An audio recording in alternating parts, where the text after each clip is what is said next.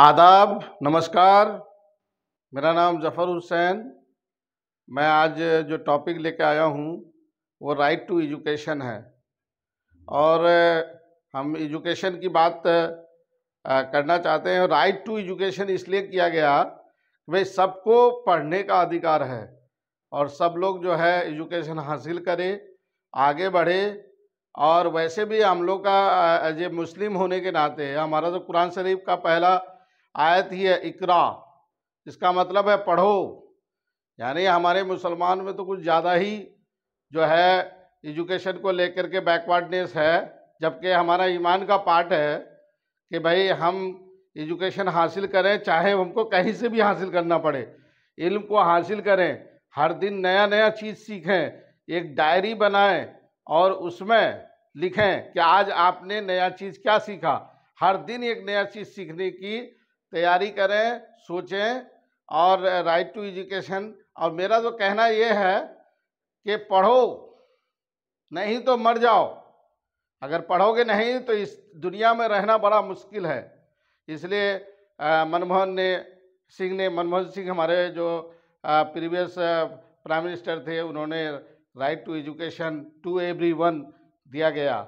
और हम लोग का तो एज ए धार्मिक वे में भी देखा जाए तो इकरा का मतलब हजूर सल्लल्लाहु अलैहि वसल्लम ने कहा था पढ़ो। तो मुसलमानों में ईमान का जो पहला पार्ट है वही गायब है। तो ना तो आप दीन का है ना दुनिया का है। तो उससे अच्छा तो मैं तो ये कहूँगा कि ना आप तो रहे इस्लाम के और ना रहे हिंदुस्तान के। और पढ़ाई आप करते नहीं हैं तो पढ़ाई करिए, आगे बढ़िए। और आज हम सभी को ये टॉपिक लाए हैं सभी के लिए कि आपके एजुकेशन में क्या राइट है, क्या मिल सकते हैं, क्या क्या फैसिलिटीज़ आपको प्रोवाइड कर रहे हैं सरकार। और चलिए फिर हम लोग अपने टॉपिक को स्टार्ट करते हैं और जानते हैं कि राइट टू एजुकेशन क्या है। तो चलिए दोस्तों शुरू करते हैं। यह अधिनियम 1 अप्रैल 2010 से जम्मू और कश्मीर को छोड़कर पूरे देश में लागू हुआ, क्योंकि भारतीय संविधान की धारा 370 एवं 35A द्वारा जम्मू और कश्मीर राज्य को विशेष अधिकार दिया गया था। किंतु अब जम्मू कश्मीर पुनर्गठन विधेयक 2019 पारित होने के बाद जम्मू और कश्मीर को अलग अलग विधायिका वाले केंद्र शासित प्रदेश बना दिया गया है। और राष्ट्रपति के आदेश से 5 अगस्त 2019 को संविधान जम्मू और कश्मीर में लागू आदेश 2009 के अधिसूचित होने के बाद अब यहाँ भी RT एक्ट 2009 के लागू होने का मार्ग प्रशस्त हो गया है। दोस्तों, इस अधिनियम में 7 अध्याय, 38 धाराएं एवं 1 अनुसूची है। इस अधिनियम के 7 अध्यायों में निम्न विषयों को रखा गया है। पहले अध्याय में प्रारंभिक शिक्षा के विषय, दूसरे अध्याय में निःशुल्क और अनिवार्य शिक्षा का अधिकार, अध्याय 3 में समुचित सरकार, स्थानीय प्राधिकार और माता पिता के कर्तव्य, अध्याय 4 में है विद्यालयों और शिक्षकों के उत्तरदायित्व, अध्याय 5 में है प्रारंभिक शिक्षा का पाठ्यक्रम और उसका पूरा किया जाना, अध्याय 6 में है बाल अधिकारों का संरक्षण, अध्याय 7 में है अन्य प्रमुख बातें। इस अधिनियम के एकमात्र अनुसूची में 7 विषयों पर चर्चा की गई है। पहला विषय है छात्र शिक्षक अनुपात, दूसरा भवन और बुनियादी संरचना, तीसरा शिक्षकों के लिए एक शैक्षिक वर्ष में कार्य दिवस एवं शैक्षिक घंटे की न्यूनतम सीमा, चौथा विषय है शिक्षकों के लिए शैक्षिक सप्ताह में कार्य करने की न्यूनतम शैक्षिक घंटे, पांचवा विषय में शिक्षण अधिगम सामग्री, छठा विषय है पुस्तकालय, सातवां विषय है खेल सामग्री। इस अधिनियम के तहत 6 से 14 वर्ष तक के प्रत्येक बच्चे को अपने पड़ोस के विद्यालय में निःशुल्क और अनिवार्य प्रारंभिक शिक्षा प्राप्त करने का अधिकार है। वर्ग 1 से 5 तक के बच्चों के लिए विद्यालय की स्थापना पड़ोसी गांव से पैदल 1 किलोमीटर की दूरी पर की जाएगी। वर्ग 6 से 8 तक के बच्चों के लिए विद्यालय की स्थापना पड़ोसी गांव से पैदल 3 किलोमीटर की दूरी पर की जाएगी। निःशुल्क का मतलब है कि बच्चे या उनके अभिभावकों से प्रारंभिक शिक्षा प्राप्त करने के लिए कोई भी फी या शुल्क यूनिफॉर्म, पाठ्य पुस्तक, मध्याह्न भोजन, परिवहन आदि के नाम पर नहीं लिया जाएगा। सरकार बच्चों को बुक और स्कूलिंग उपलब्ध कराएगी जब तक बच्चों की प्रारंभिक शिक्षा पूरी नहीं हो जाती है। अनिवार्य का मतलब बच्चा से नहीं वरन सरकार और स्थानीय निकायों एवं शिक्षा विभाग से है, जो बच्चों की प्रारंभिक शिक्षा अनिवार्य रूप से सुनिश्चित करेंगे। प्रत्येक बच्चे के माता पिता या संरक्षक अथवा अभिभावक की जिम्मेदारी होगी कि उनके बच्चे स्कूल में प्रवेश लें और नियमित स्कूल जाएं। कोई भी बच्चा वर्ग में किसी भी दिन स्कूल में आकर अपना नामांकन करा सकता है। यह नामांकन रहित बच्चों को उनके आयु के अनुसार उचित कक्षा में नामांकन का प्रावधान करता है। साथ ही 3 माह के विशेष प्रशिक्षण द्वारा उम्र सापेक्ष दक्षता प्राप्त करने का प्रावधान करता है। प्रत्येक बच्चे का सतत एवं व्यापक मूल्यांकन किया जाएगा, जिसमें संज्ञानात्मक एवं सह संज्ञानात्मक दोनों पक्षों का समावेश होगा। अशक्त व्यक्ति अधिनियम 1995 के अनुसार सरकार व स्थानीय प्राधिकार प्रत्येक अशक्त, अपंग, दिव्यांग बच्चों को 18 वर्ष की आयु तक मुफ्त व अनिवार्य शिक्षा उपलब्ध कराना सुनिश्चित करेंगे। इस प्रकार से यह अधिनियम समावेशी शिक्षा का प्रबंध करता है। इस अधिनियम के अंतर्गत बच्चों के नामांकन के लिए किसी भी प्रकार की प्रवेश परीक्षा या साक्षात्कार को निषेध घोषित किया गया है। किसी भी बच्चे को शारीरिक, आर्थिक व मानसिक रूप से शिक्षक अथवा विद्यालय प्रबंधन द्वारा दंडित नहीं किया जा सकता है। किसी कारण से अन्य विद्यालय में प्रवेश चाहने वाले बच्चे के लिए पूर्व के विद्यालय के प्रधानाध्यापक द्वारा तुरंत टीसी अर्थात स्थानांतरण प्रमाण पत्र जारी करनी होगी। यदि किसी कारणवश टीसी जारी करने में विलंब होता है तो संबंधित प्रधानाध्यापक पर सेवा नियमों के अधीन अनुशासनात्मक कार्रवाई की जाएगी। विद्यालय में किसी भी बच्चे के साथ आर्थिक, सामाजिक, लैंगिक या किसी अन्य आधार पर भेदभाव नहीं किया जाएगा। प्रारंभिक शिक्षा में प्रवेश के लिए बालक की आयु का निर्धारण जन्म प्रमाण पत्र या सरकार द्वारा तय किए गए किसी भी दस्तावेज के आधार पर किया जाएगा। किसी भी बालक को जन्म तिथि या प्रमाण पत्र न होने के आधार पर प्रवेश देने से इनकार नहीं किया जा सकता। कोई भी बच्चा अंकों के आधार पर अनुत्तीर्ण घोषित नहीं किया जाएगा। 6 से 14 साल तक के किसी बच्चे को नौकरी पर नहीं रखने का प्रावधान भी इस अधिनियम के द्वारा किया गया है।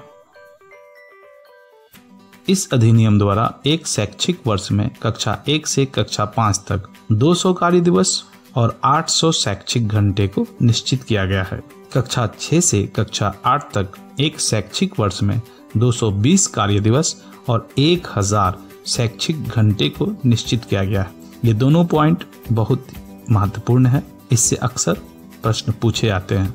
1 से 5 तक 200 कार्य दिवस और 6 से 8 तक के लिए 220 कार्य दिवस, 1 से 5 तक के लिए 800 शैक्षिक घंटे और 6 से 8 तक के लिए 1000 शैक्षिक घंटे। शिक्षकों को प्रत्येक सप्ताह 45 घंटे शैक्षिक कार्य करना है, जिसमें वर्ग कक्ष के विनियमन के अलावा इसकी तैयारी का समय भी शामिल है। शिक्षक एनसीटी द्वारा निर्धारित शैक्षिक अर्हताएं और योग्यताओं को पूरा करेंगे। एनसीटी का full form national council for teacher education अर्थात राष्ट्रीय अध्यापक शिक्षा परिषद। किसी भी शिक्षक को 10 वर्षीय जनगणना, आपदा राहत कार्य, पंचायती राज संस्था, स्थानीय निकायों, विधान मंडलों, विधानसभा एवं संसदीय चुनाव से जुड़े कार्यों के अतिरिक्त कोई कार्य नहीं दिया जाएगा। अर्थात यह सुनिश्चित किया गया कि शिक्षक गैर शैक्षिक कार्यों के बोझ से दबे हुए न हों। शिक्षक पाठ्यचर्या को निर्धारित समय सीमा के अंदर पूरा करेंगे तथा अपनी शिक्षण योजना तैयार करेंगे और उसके आधार पर सभी बच्चों का मूल्यांकन सतत एवं व्यापक रूप से करेंगे। शिक्षक माता पिता एवं अभिभावकों के साथ नियमित बैठक कर बच्चों की उपस्थिति एवं शैक्षिक स्तर के बारे में जानकारी देंगे। किसी शिक्षक को अनुशिक्षण अर्थात निजी ट्यूशन नहीं करना है। विद्यालय स्तर पर विद्यालय प्रबंधन समिति SMC होगी, जिसमें स्थानीय सदस्यों का चयन चुनाव के आधार पर होगा और इस चयनित समिति में विद्यालय में नामांकित बच्चों के माता पिता या अभिभावक होंगे। SMC स्कूल मैनेजमेंट कमेटी अर्थात विद्यालय प्रबंधन समिति।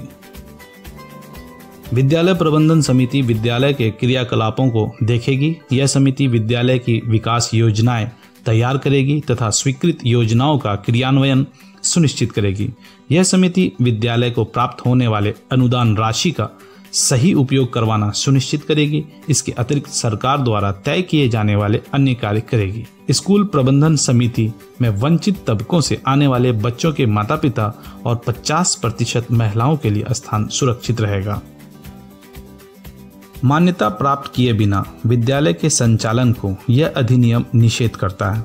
ऐसे निजी स्कूल जो सरकार से सहायता लेते हैं, उन्हें प्रारंभिक शिक्षा में कुल बच्चे के न्यूनतम 25% बच्चों को निःशुल्क शिक्षा अनिवार्य रूप से उपलब्ध कराना होगा। निजी विद्यालय को अशक्त समूह के 25% बच्चे को निःशुल्क शिक्षा के लिए नामांकन करना है। साथ ही इस अधिनियम के द्वारा यह निश्चित किया गया कि जो निजी स्कूल सरकार से सहायता नहीं लेते हैं, वह भी कक्षा 1 में कुल बच्चों की संख्या के आधार पर 25% ऐसे बच्चों को प्रवेश देंगे जो कि कमजोर या पिछड़े वर्ग से हैं।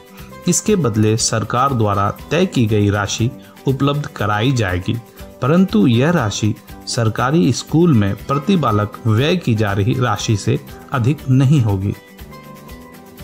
दोस्तों, निःशुल्क और अनिवार्य बाल शिक्षा का अधिकार संशोधन अधिनियम 2019 के पारित होने के बाद RT एक्ट 2009 में कई बदलाव हुए। तो आइए देखते हैं कि ये बदलाव कैसे हुए।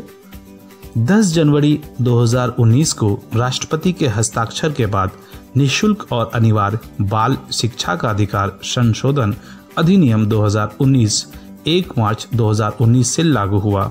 इसके अनुसार प्रत्येक शैक्षणिक वर्ष के अंत में कक्षा 5 और कक्षा 8 में नियमित वार्षिक परीक्षा होगी। यदि कोई छात्र कक्षा 5 या कक्षा 8 की वार्षिक परीक्षा में अनुत्तीर्ण होता है, तो वैसे छात्रों को एक अवसर प्रदान करते हुए 2 माह के पश्चात उनकी पुनः परीक्षा ली जाएगी। यदि छात्र पुनः अनुत्तीर्ण होता है, तो संबंधित केंद्र या राज्य सरकार विद्यालय को वैसे छात्रों को पिछली कक्षा में रोकने यानी डिटेन करने की अनुमति दे सकता है। इस अधिनियम द्वारा प्रारंभिक शिक्षा पूर्ण होने तक किसी भी बच्चे को विद्यालय से निष्कासित नहीं किया जा सकता। छात्र शिक्षक अनुपात से संबंधित कई प्रश्न परीक्षाओं में आते हैं। तो आइए दोस्तों, इस तालिका के माध्यम से इसे समझने का प्रयास करते हैं। प्राथमिक स्तर, जिसे निम्न प्राथमिक स्तर या लोअर प्राइमरी लेवल अथवा प्राइमरी लेवल कहा जाता है, कक्षा 1 से कक्षा 5 तक होता है। छात्रों की संख्या अगर 60 तक होगी तो शिक्षकों की संख्या 2 होगी और छात्र शिक्षक अनुपात 30:1 होगा। यदि नामांकित छात्रों की संख्या 61 से 90 हो तो शिक्षकों की संख्या 3 होगी, अनुपात समान होगा। छात्रों की संख्या 91 से 120 होगी तो शिक्षकों की संख्या 4 होगी और अनुपात समान होगा। छात्रों की संख्या अगर 121 से 150 होगी तो शिक्षकों की संख्या 5 होगी और छात्र शिक्षक अनुपात 30:1 होगा। लेकिन दोस्तों, अगर नामांकित छात्रों की संख्या 151 से 200 के मध्य होगा तो 5 शिक्षक और 1 प्रधान अध्यापक होंगे और छात्र शिक्षक अनुपात 30:1 होगा।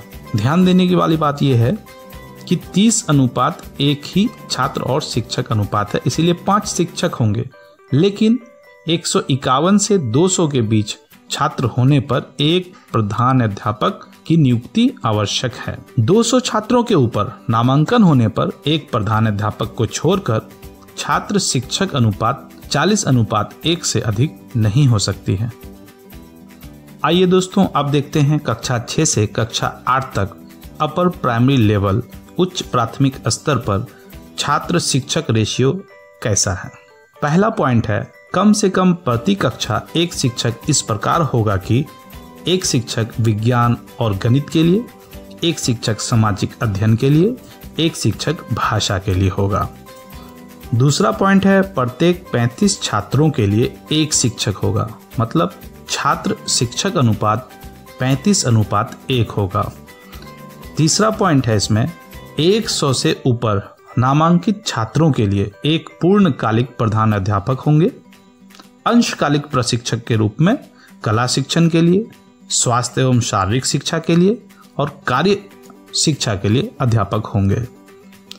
ध्यान देने वाली बात है दोस्तों कि 100 से ऊपर नामांकित छात्रों के लिए एक पूर्णकालिक प्रधान अध्यापक अवश्य होगा और छात्र शिक्षक अनुपात 35:1 होगा। दोस्तों, आज की वीडियो में बस इतना ही। ये वीडियो आपको कैसा लगा कमेंट सेक्शन में ज़रूर बताएं। धन्यवाद।